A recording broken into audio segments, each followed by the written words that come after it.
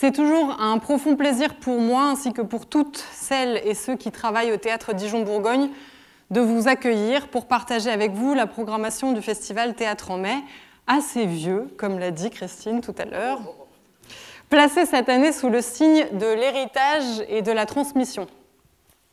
Nous souhaitons un festival qui revendique avec élan, avec vitalité, la richesse des propositions artistiques actuelles et qui affirme combien le théâtre, par les espaces sensibles, subtils, inédits, iconoclastes qu'il ouvre, est essentiel dans nos vies et dans la vie de la cité. Mais je ne vais pas pouvoir ouvrir cette présentation de Théâtre en mai comme toujours. En ce moment, et vous l'avez dit toutes les deux, cette vitalité culturelle si nécessaire est aujourd'hui, comme tous les piliers du service public, puissamment mise à mal. Les volontés d'austérité annoncées par Bruno Le Maire amputent la création artistique d'une enveloppe colossale et sans précédent, de près de 100 millions d'euros. Lors de la réunion du Conseil national des professionnels du spectacle le 13 mars dernier, toutes les organisations de la branche publique du spectacle vivant ont uni leur voix. Et ensemble, nous avons vigoureusement dénoncé les coupes budgétaires sans précédent au ministère de la Culture. Et nous travaillons tous, en ce moment, à des actions concrètes pour défendre nos revendications.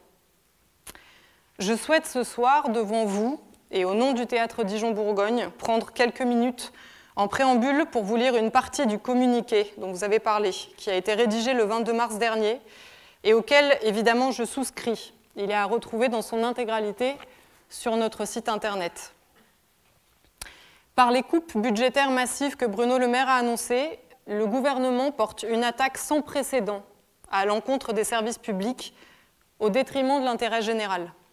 Car ce sont bien eux qui sont les victimes des arbitrages rendus, loin du Parlement, pourtant chargé de voter les lois de finances ou leurs corollaires rectificatifs. Le décret du 21 février dernier portant annulation de crédit offre une liste édifiante des abandons ainsi décidés sous l'aune d'une austérité budgétaire qu'une politique d'impôt juste et efficace aurait permis d'empêcher. Les déclarations par voie de presse du 7 mars dernier du même ministre de l'Économie et des Finances confirment que les coupes de février ne sont qu'une première étape. Les organisations de salariés et d'employeurs membres de la branche des entreprises artistiques et culturelles ont découvert ces annonces avec effroi. En effet, le service public des arts et de la culture que nous représentons ensemble est touché par cette première vague d'annulation de crédit d'un niveau de plus de 200 millions d'euros, dont près de 96 millions visent directement le programme de la création artistique. C'est important de noter que ce niveau de coupe budgétaire est absolument inédit. Il menace l'ensemble de l'écosystème déjà largement déstabilisé par les effets de la sortie complexe de la crise sanitaire et des crises inflationnistes et énergétiques plus récentes. L'attaque, en ce moment, est tellement forte que notre conviction est de rassembler tous les opérateurs des services publics ainsi mis en cause. Car cette politique ne vise pas seulement la culture, elle vise aussi l'éducation nationale, la recherche, la transition écologique, dans des proportions totalement invraisemblables. Les collectivités territoriales, pour ne citer que les services publics, indissociablement liés à la politique culturelle. Mais aussi, bien sûr, et vous l'avez entendu, la santé, le logement, la politique de la ville, les affaires étrangères et tant d'autres encore sont impactés. Tout ce qui fonde finalement les piliers de notre société et la possibilité d'une équité de traitement pour chacun au sein de celle-ci. Bruno Le Maire, premier comptable de ces décisions, répète à l'envi le tabou gouvernemental contre tout nouvel impôt, alors que les entreprises du CAC 40 affichent de nouveaux records de profit. Nous souhaitons donc partager avec vous et le plus grand nombre les enjeux de ce qui est en cours et du modèle de société que cela est en train d'ancrer. Le rendre visible, pour ne pas faire comme si la présentation, en effet, festive, des spectacles que je vais annoncer ne donnent l'illusion que rien n'est en train de se passer et que les conséquences ne seront pas désastreuses à l'avenir. Des élections ont lieu d'ici 3 mois, comme vous le savez aussi. C'est une bonne occasion de réfléchir ensemble aux choix de société que nous souhaitons défendre. Que souhaitons-nous pour l'avenir de nos salles de spectacle, de concerts, d'opéra, nos pistes de cirque? Que souhaitons-nous pour tous les espaces de diffusion des créations artistiques et bien sûr pour la vie des artistes et leur avenir?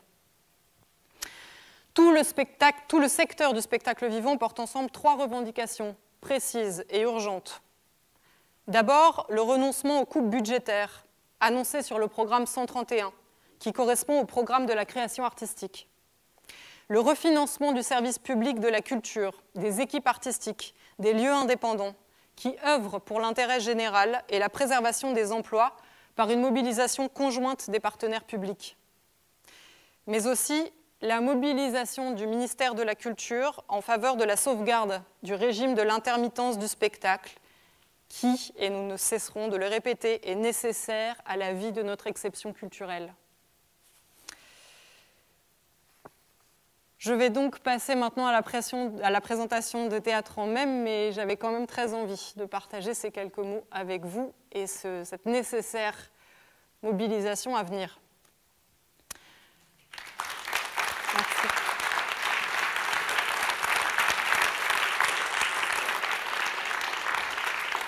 Et c'est par les mots de Tatiana Frolova que je commence cette présentation. C'est une artiste russe qui a fui la Russie au démarrage de la guerre en Ukraine. Elle est maintenant exilée en France. Elle dit « Nous cherchons avidement à comprendre qui nous sommes, d'où nous venons, où sont nos racines, et quelles empreintes et traces de nos grands-parents portent nos corps aujourd'hui. » Et c'est cette question que je pose, que je vous pose et que nous posons ensemble avec ce festival. Qui suis-je face à mon héritage? Celui-ci me définit-il complètement? Dois-je le faire perdurer? Est-ce que je dois le protéger ou le détruire? Ce sont les questions posées par les spectacles qui traversent cette nouvelle édition de Théâtre en Mai. Alors qu'il semble, comme vous l'avez noté toutes les deux, qu'aucune leçon n'était tirée des drames passés et que l'histoire se répète inlassablement, comment regarder l'avenir? Que faire de ce que les générations précédentes nous ont légué? Comment se construire en tant qu'individu avec ce que l'on porte du passé, malgré nous? Dans ce nouveau Théâtre en Mai, il sera question de nos histoires intimes et collectives, d'amour et de filiation, et de celles et ceux qui se sont affranchis des conventions et de leur destin pour mener une vie libre, d'aller et retour entre hier et aujourd'hui, pour porter, au-delà d'une distance critique sur le passé, aussi un regard optimiste sur l'avenir. Théâtre en Mai, c'est, comme vous le savez, un temps fort de partage et de découverte, de rencontres et de fêtes. Ce que nous continuons à vous proposer, ce sont des expériences de spectateurs, de spectatrices inédites et joyeuses, qui nous déplacent physiquement et mentalement. Ce que l'on entendra, entre autres, dans ce festival, ce sont les voix des personnes habituellement invisibilisées, mais aussi des langues étrangères venues d'ailleurs. Ce que l'on verra en salle ou en extérieur, ce sont des écritures plurielles et des formes performatives qui, pour s'écrire, empruntent à une multitude de disciplines, du théâtre, du cirque, mais aussi du cinéma, de la musique. Une ouverture sur le monde pour rêver ensemble, artistes et vous, public, à des lendemains meilleurs. Et je suis très heureuse de commencer par ce spectacle qui s'appelle Mode majeur de la fugue. Ça a été un coup de cœur absolu pour moi quand je l'ai vu. Je l'ai découvert au Théâtre national de Bruxelles à la rentrée. C'est une performance théâtrale intime, sonore et immersive qui sera présentée ici au Parvis Saint-Jean. C'est l'œuvre de Jennifer Cousin, qui est metteuse en scène, qui travaille en Belgique, sur l'émancipation de Martine, qui rompt avec sa condition paysanne. Alors évidemment, moi j'ai été d'autant plus touchée par ce spectacle que je viens d'une famille d'agriculteurs de la Drôme, mais je pense que ça n'a rien à voir, je pense que vous serez touchés aussi. Mode majeur de la fugue, c'est une forme originale qui est à découvrir ici. C'est un moment extrêmement bouleversant pour raconter cette rencontre que Martine fait avec l'art et qui va permettre la libération, sa libération. C'est à découvrir du 17 au 19 mai. L'abécédaire acrobatique, l'abécédaire de Deleuze. Alors, j'imagine que certains connaissent, c'est un film documentaire, une interview assez longue du philosophe Deleuze qui est découpée en 25 thèmes, classés par ordre alphabétique, où Gilles Deleuze aborde certaines de ses idées et de ses concepts en tirant des lettres de l'alphabet. Il mélange des questions plus personnelles avec des éléments de sa philosophie, de sa réflexion. Ça peut être E comme enfance, M comme maladie, B comme boisson, et on l'entend ensuite improviser ses réponses.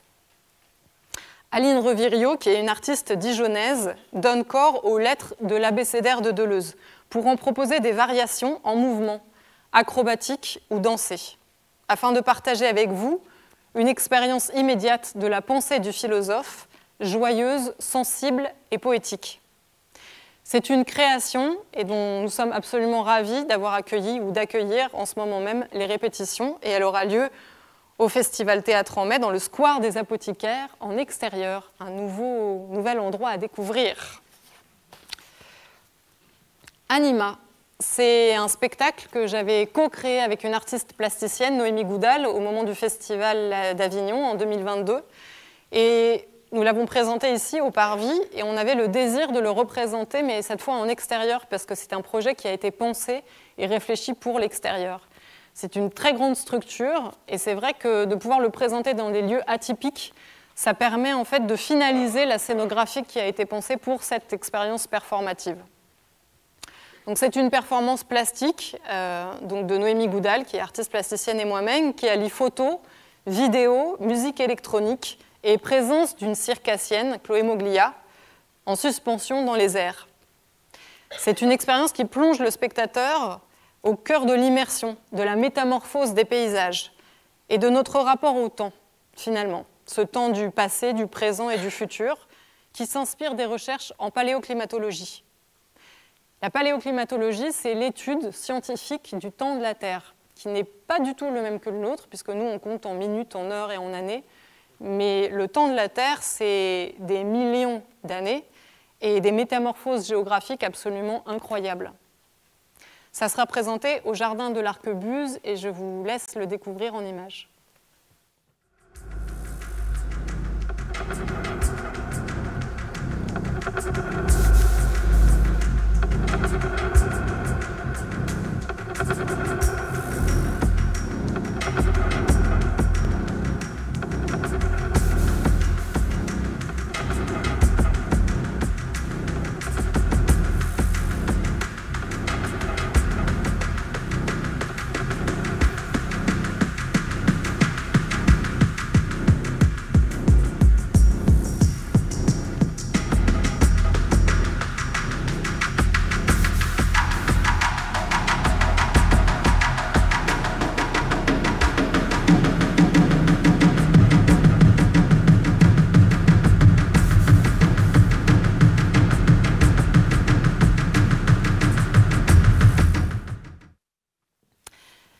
Illusion, c'est le spectacle de Galine Stoev.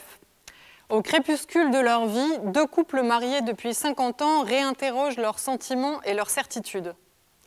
Mais c'est incarné par 7 jeunes acteurs, actrices de la troupe permanente du CDN de Toulouse, qui sont pleins d'énergie et d'imagination.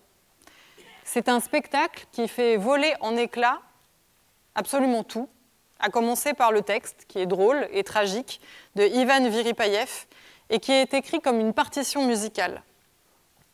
Nous avons ici la mission de l'émergence dans ce festival, de jeunes metteurs en scène, metteuses en scène, mais aussi de présenter le travail de jeunes acteurs qui sont juste au tout début de leur vie de professionnels. Et c'est très joyeux pour moi de présenter ce travail de cette jeune troupe, parce que nous avons aussi au TDB une jeune troupe. Donc ces jeunes troupes vont se rencontrer pendant le festival. Galine Stoev, qui est le metteur en scène de ce spectacle, travaille régulièrement avec l'auteur Ivan Viripayev. C'est un spectacle qui sera présenté dans une version bilingue en langue des signes et en français le samedi 18 mai, et c'est à découvrir au Théâtre Mansart.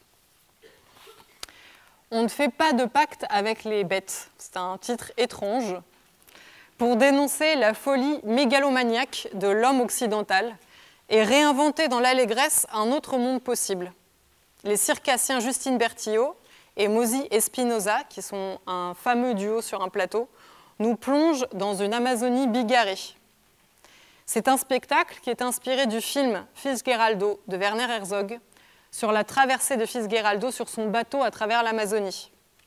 C'est aussi une invitation à un voyage fantasque où acrobatie et mots font cohabiter des esthétiques et des époques différentes. Et c'est à découvrir en salle Jacques Fournier. Éducation sentimentale, c'est un projet qui a été créé dans le cadre des Passe-Murailles, qui est un dispositif très important au sein du Centre dramatique national, puisque c'est un dispositif qui permet aux artistes associés, aux auteurs, aux autrices associées, de créer un spectacle en tout début d'année, à l'automne, qui circule ensuite, qui est diffusé dans la ville de Dijon et dans toute la région Bourgogne-Franche-Comté, dans les lycées, dans les maisons de quartier et sur tout le territoire. Et donc il vient chez nous finir sa course, en quelque sorte, au moment de Théâtre en mai, après 80 représentations hors les murs. Julie Berès et Kevin Kais, qui est auteur associé, posent la question « Peut-on s'inventer homme par-delà les injonctions ?» À travers la relation de ces deux amis présents au plateau, qui sont deux jeunes comédiens issus de l'école supérieure d'Asnières, le spectacle dessine une carte joyeuse des masculins en devenir. Il salue finalement le courage d'être soi, en étant vulnérable, en étant sensible. Et c'est un dispositif trifrontal qui devient une arène libératrice pour les mots et pour les corps. Ce sera présenté à la Minoterie. Le yinche. Bon, alors, avoir un yinche, c'est un chien, hein, pour la traduction simultanée. Passer le bac, ou danser, c'est ce dont rêve le jeune Drissa. C'est une vie assez banale, finalement, avec des rêves plutôt ordinaires, où sa couleur de peau ne serait pas un sujet. Eva Doumbia, qui est une magnifique autrice et metteuse en scène, dessine une fresque familiale qui dénonce le racisme structurel et entre autres la question des violences policières. Et c'est un véritable coup de poing théâtral.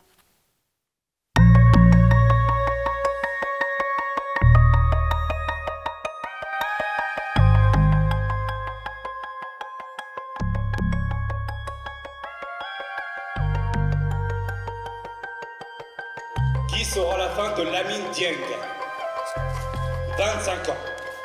Il le frappe, la pluie de coups et les insultes. Négro, banania, bamboula, chocolat, singe, King Kong, négro. Va te buter, c'est par la peau, le cul, négro. Enculé, petit capture de nec. On va te buter, c'est par la peau du cul, négro. Les coups. Dans la cellule sale, noire et humide. À l'abri des hangars, les coups. La haine de nos peaux noires, de nos cuirs défoncés sous leur matraque. Tu as peur. Tu vas crever, tu t'es... Mais arrêtez, je n'ai rien fait. Il hurle. Comment ça, mon boulot? Négro, toi t'as rien fait? Et si, mon gars, tu as fait? Et tu sais ce que t'as fait? T'es né. T'es juste né, bâtard. Et moi je te bute. Je frappe les bamboulas comme toi. Dis le flic. Le flic est bourré. Le flic pue le pastaga. Le flic est défoncé avec la dope qui vient de te confisquer. Le flic qui est ta race et finit bourré. Les yeux rouges enivrés. Et tu es seul avec lui. Dans la cellule. Et tu trembles. Et tu comprends maintenant que ce sera toi, le prochain.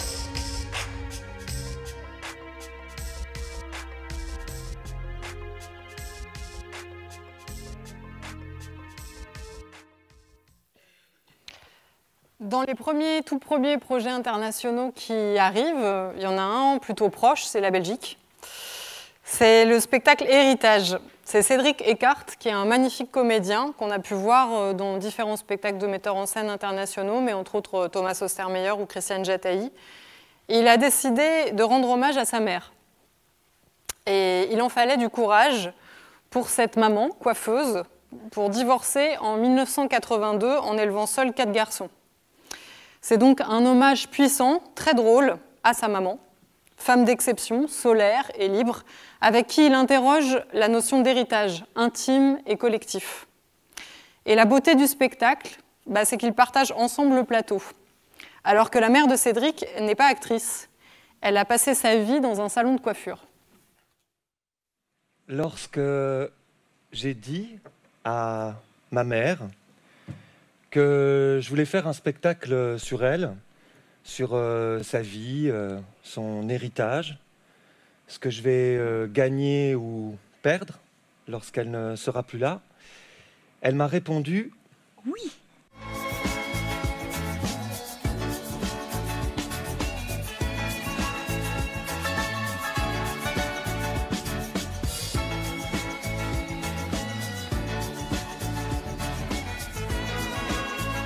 Comment tu vois le début du spectacle? Je me vois dans une ambiance chaleureuse, installée dans un fauteuil confortable et je suis en train de feuilleter un vieil album photo. Et tout en feuilletant, je me dis, mon Dieu, que les années passent vite.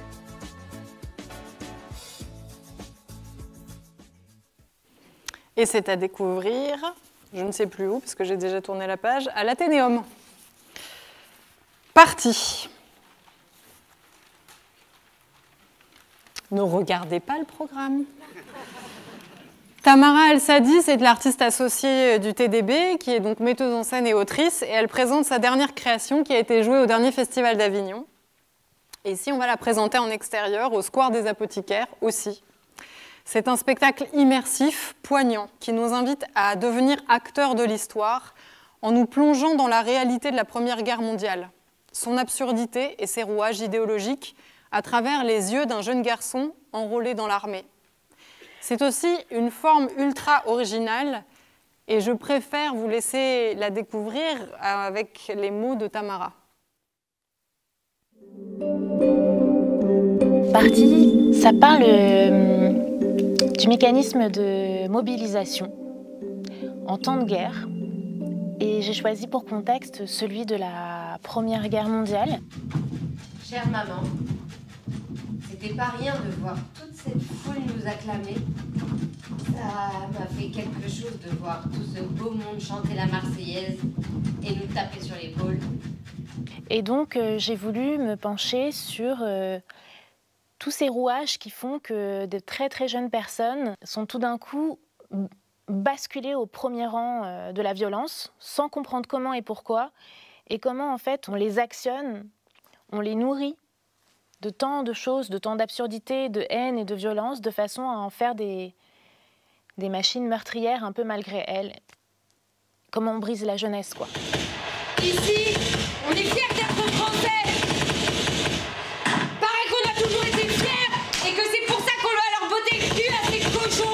Et pour accompagner en fait cette histoire et cette fabrique au plus proche de l'intime, j'ai décidé de mettre en avant un procédé épistolaire entre la mère et le fils. Chère maman, tu t'excuseras ma mauvaise écriture.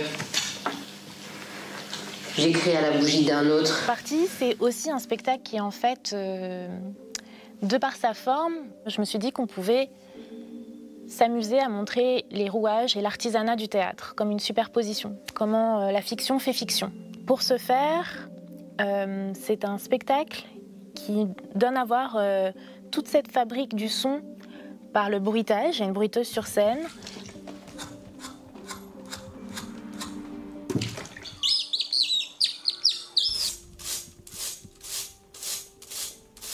On voit la régisseuse qui construit les images aussi à vue avec des éléments qu'il y a sur le plateau. Puis à moi, qui est un petit peu le guide du public, que j'invite à participer au spectacle par un système assez ludique de lecture, où le public fait les cris de Paris, l'armée, plein de choses en fait. Et du coup, tous ensemble, en fait, on contribue à dérouler cette narration. Malgré la dureté du thème, on a réussi à y insérer des moments de joie.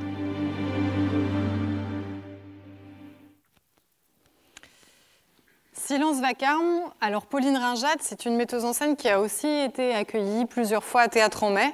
Elle rassemble cette fois autour d'une histoire qui nous fait entendre les chants du monde et de la nature, des instruments de musique autour de cette actrice Claire Rapin, qui est actrice et musicienne. C'est un voyage à l'écoute des lieux qu'elle a traversés depuis son enfance et qui ont forgé sa personnalité, et de la mémoire des femmes qui accompagnent ces lieux. Ce sont des récits, des chants qui se croisent comme autant d'échos libératoires pour nos corps et nos imaginaires, et c'est à découvrir au Théâtre des Feuillants. Je vais maintenant vous parler des 2 autres projets internationaux qu'on a la chance d'accueillir à Théâtre en Mai cette année. Le premier, c'est Nous ne sommes plus. Donc, je vous ai déjà parlé de Tatiana Frolova, qui est cette artiste russe par laquelle j'ai entamé la présentation de Théâtre en Mai, qui est exilée en France depuis le début de la guerre en Ukraine, qui porte donc cette question.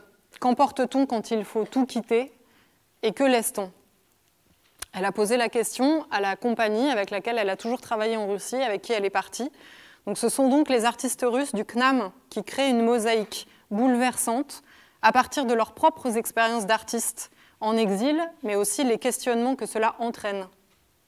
Ils interrogent aussi la Russie d'aujourd'hui, en recollant le miroir brisé de la mémoire russe. C'est un spectacle comme un acte de résistance puissant, mené avec les moyens du bord et le cœur. C'est un spectacle en russe et en français, mais bien sûr il sera surtitré. Et c'est à découvrir au Théâtre Mansart. Je ne vais pas prononcer le prochain titre en brésilien parce que je ne sais pas parler brésilien. Donc c'est un projet international qui nous vient du Brésil et qui s'appelle « Après le silence ». Pour dénoncer les stigmates de l'esclavage et du racisme au Brésil qui continuent à gangréner la société d'aujourd'hui, Christiane Jatahy, qui est une très grande metteuse en scène, autrice et réalisatrice brésilienne, entremêle théâtre, cinéma et réalité pour adapter le roman Torto Arado. Il se passe dans l'état rural de Bahia et il raconte la lutte pour la terre et la liberté des peuples autochtones. Ce roman se raconte à travers le parcours de 3 femmes qui sont sur le plateau et aussi de beaucoup d'extraits cinématographiques qui viennent d'un tournage effectué au Brésil. Il parle d'espoir, de l'espoir inébranlable qu'un autre monde est possible, malgré le retour des stigmates de l'histoire sur les territoires autochtones en Amazonie.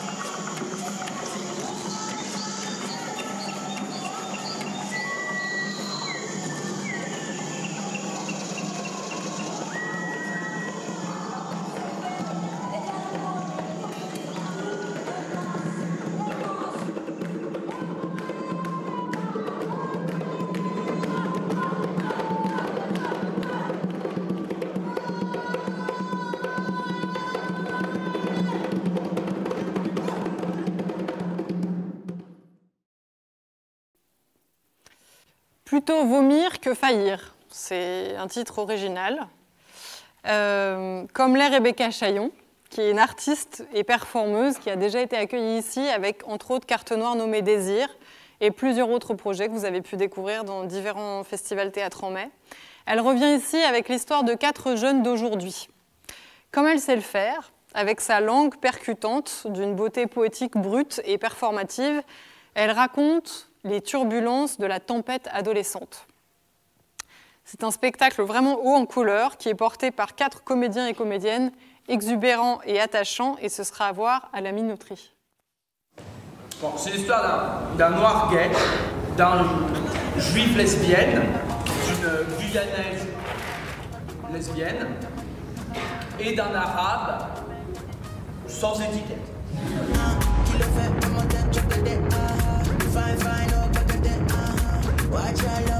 Ne plus rien avaler. Aussi, tout prendre et tout rendre. Ingérer, sans digérer, sans intégrer. Plutôt bouffer qu'être en reste. Plutôt risquer que regarder. Plutôt vomir que faillir. Merci pour votre participation. C'est bien, au revoir tout de même. Bon appétit.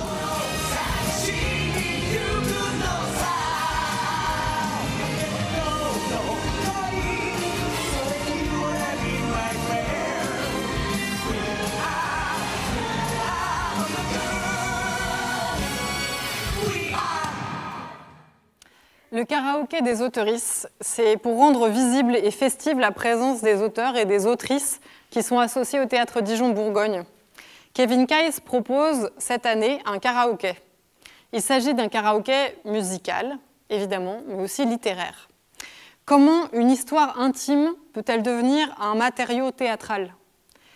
Ça, vous aurez la réponse le 25 mai, dans cette salle du Parvis, pour fêter ensemble les écritures théâtrales contemporaines en musique et en mots. Le concept est assez simple. Chaque auteur et autrice écrit un souvenir autobiographique très fort associé à une chanson. Le soir du karaoké, chacun lit son texte et chante la chanson. Mais ce n'est pas tout. Pour composer la dramaturgie de cette soirée, placée sous le signe de la convivialité, nous vous invitons, vous, le public, en tout cas ceux qui le souhaitent, à participer au spectacle. Il vous suffit de prendre contact avec le Théâtre Dijon-Bourgogne en allant sur le site web, sur la page du karaoké, et de dire en quelques mots votre histoire et votre chanson. Bien sûr, il faut aussi réserver vos places parce que c'est une jauge limitée.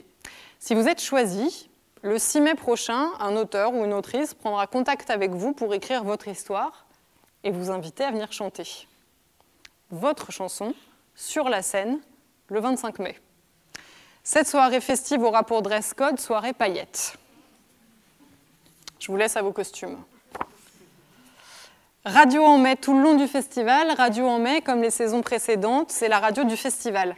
Elle est animée en direct, en public, et c'est l'occasion de rencontrer toutes les équipes artistiques que vous croisez tout au long du festival, mais aussi d'entendre des chroniques, des témoignages, bref, tous les échos du festival, et aussi des concerts improvisés, des invités surprises. Chaque jour a sa couleur, c'est toujours différent. C'est piloté par Alexandre Planck et Making Waves, et c'est animé par Aude Lavigne.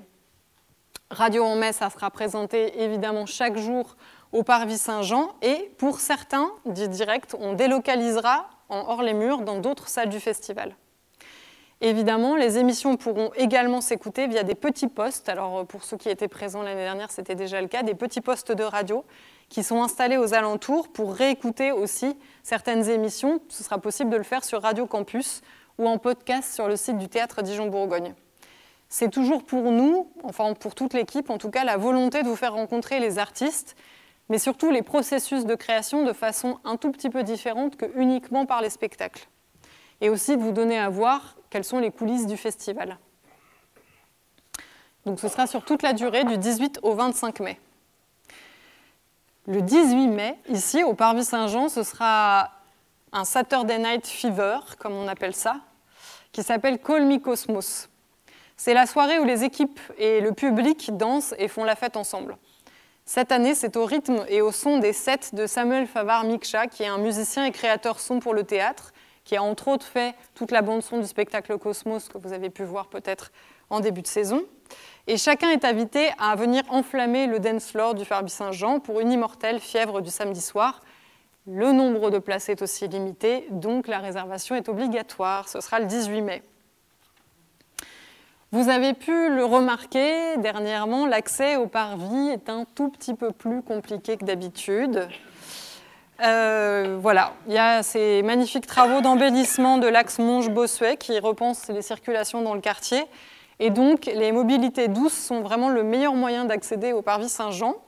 Et on vous conseille aussi vivement de penser à anticiper vos déplacements pour être sûr d'être à l'heure aux différents spectacles et de privilégier les parkings qui sont Condorcet ou Dauphine. Il n'y aurait pas de festival sans un bar et de la restauration. Donc, le bar du Parvis vous accueille pendant tout le festival avec des cartes de vins locaux, dont une sélection de vins bio. Et vous trouverez aussi également des softs naturels, locaux, délicieux, une restauration légère.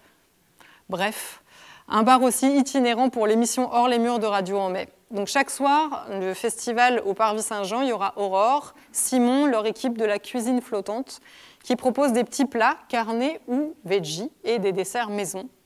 C'est une cuisine créative et gourmande qui est issue de produits locaux et qui se soucie de préserver l'environnement. Et elle est délicieuse. Pour se retrouver ensemble, on peut faire des petites pauses entre chaque spectacle. Et on est très heureux aussi de continuer ce partenariat avec la librairie La Fleur qui pousse à l'intérieur, puisqu'on vous propose au Parvis Saint-Jean, au moment des représentations et à plusieurs occasions sur d'autres lieux du festival, une sélection d'œuvres autour des auteurs, des autrices qui sont présentés dans ce festival, mais aussi des spectacles et de l'actualité littéraire de façon générale. Donc n'hésitez pas à venir découvrir tout ce qu'il y a à l'intérieur de cette librairie et aussi de demander conseil si vous avez besoin de quoi que ce soit. Je finis cette présentation de Théâtre en mai par la citation de René Char. « Nous sommes dans l'inconcevable, mais avec des repères éblouissants. » C'est un extrait d'un poème des Feuillets d'Hypno qui date de 43-44. Je trouve que ça illustre bien notre actualité, notre contexte, mais malgré tout aussi ce que nous souhaitons pour l'avenir, c'est-à-dire évidemment des repères éblouissants. Et je vais demander à toute l'équipe du Théâtre Dijon-Bourgogne et aux intermittents qui travaillent avec nous de bien vouloir me rejoindre sur le plateau, s'il vous plaît. Maintenant.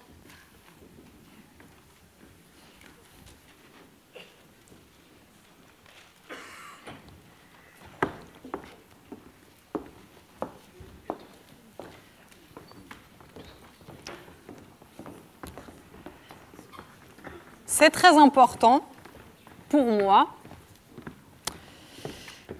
de remercier toute l'équipe permanente du Théâtre Dijon-Bourgogne et tous les intermittents qui travaillent sur le festival et sans qui rien de tout cela et rien de tout ce que vous viendrez voir ne serait possible. Est-ce qu'on peut les applaudir ?